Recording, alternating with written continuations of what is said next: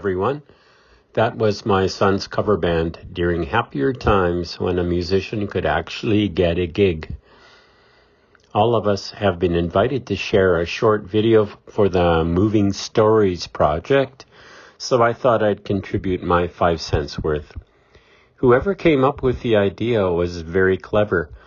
Is the title Moving about motion, or is it about emotion, or could it be both?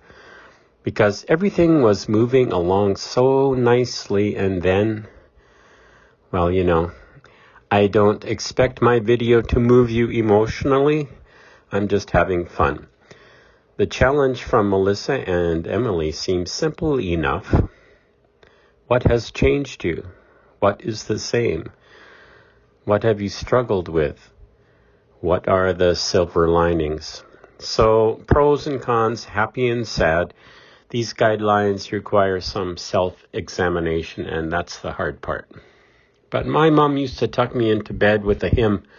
Count your blessings, name them one by one. Count your many blessings, see what God has done. For starters, one blessing is living in Vancouver. That's where I live, up on the 17th floor, together with Edna. Remember paying tribute to our frontline care workers each evening? What happened? We should be banging pots louder than ever. That's me behind the mask. A few things make me sad. My dad passed away last June for reasons unrelated to the virus, but we were not permitted to visit him during his final days. Darkness deepens, Lord, with me abide.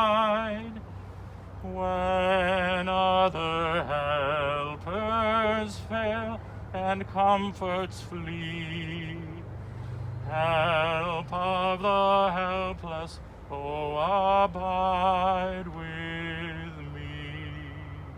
Another sadness is what has happened with our business, Cypress Choral Music. Everything was humming along so well, and then singing in a group. Singing in a group can be a very dangerous thing. Choirs that don't rehearse together do not purchase new choral music, nor do they commission struggling composers.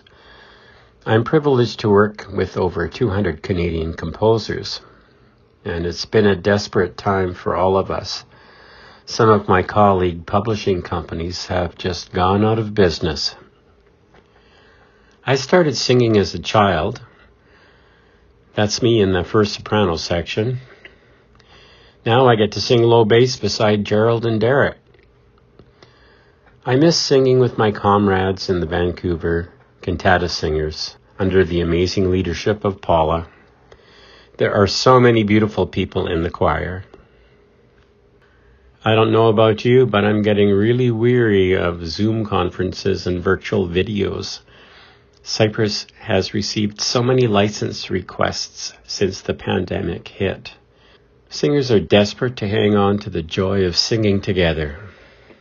But what we've learned about new ways of communicating will be a lasting vestige of the COVID crisis. I really miss making recordings with the Cypress Studio Singers.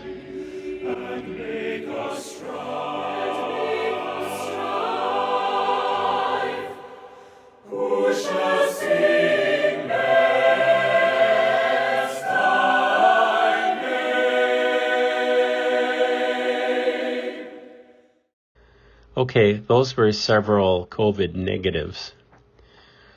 I have a dog and his name is Bodie. Bet you $5 he can sing a melody. Bodie gets me out of our house 3 times a day.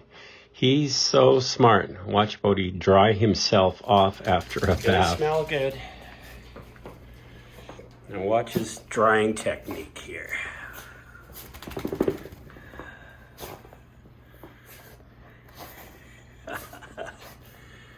He doesn't get along so well with my sister-in-law's cat, which can jump from the floor to above the kitchen cabinets in one leap. Being safe at home with Edna has been great. I saw her walking across a parking lot in 1971. Long story short, we've been companions for 50 years. February 2020 was so fantastic. Requiem for Peace was presented by the Ukraine Philharmonic and Chorus. Then we took the entire family to the Cayman Islands for 10 days. We returned home just in time to catch a flight to the ACDA convention in Spokane. Cypress Choral Music was helping to sponsor the Kronos Vocal Ensemble from Edmonton. Note this photo. Where is the audience? It turned out that they had to cut the festival short because of COVID. And we were lucky to cross back into Canada. And then we went straight into 14 days of quarantine. It's really wonderful to have the family living close by, but such a struggle and a heartbreak that we cannot visit properly. Julia and Mike have a cabin up on Cypress Mountain. It seems that they're up there every weekend. The grandkids send videos, and you guessed it, they love to dance. I love this episode.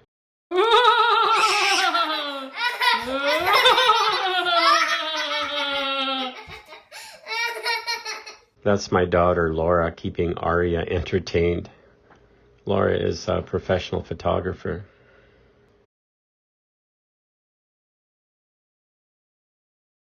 Jason and Marianne got married at Holy Rosary last October. And now another Nickel will be born in September. He was so proud to have his 3 boys as his best men. Yikes, the whole Nickel family adds up to about 75 cents. Our oldest grandson, Atsuya, is a sous chef at Earl's and a youth leader at church. Cypress has used this year of downtime to build a new website from scratch. We bought the struggling Kelman Hall Publishing in November, acquiring 120 pieces and getting to know 30 new composers. Submissions keep coming in every week from composers who are looking for something to do. And I was so happy to receive entries from Stephen Chapman, John Washburn, and Iman Tramench. Why would you keep publishing music when choirs are in hibernation, you ask? Well, for the same reason all Vancouver Cantata Singers should embrace. We see a huge wave coming, a resurgence, hope for the future, lots of joyful singing, and we are getting ready for that day. Thanks for listening to Grandpa Nickel.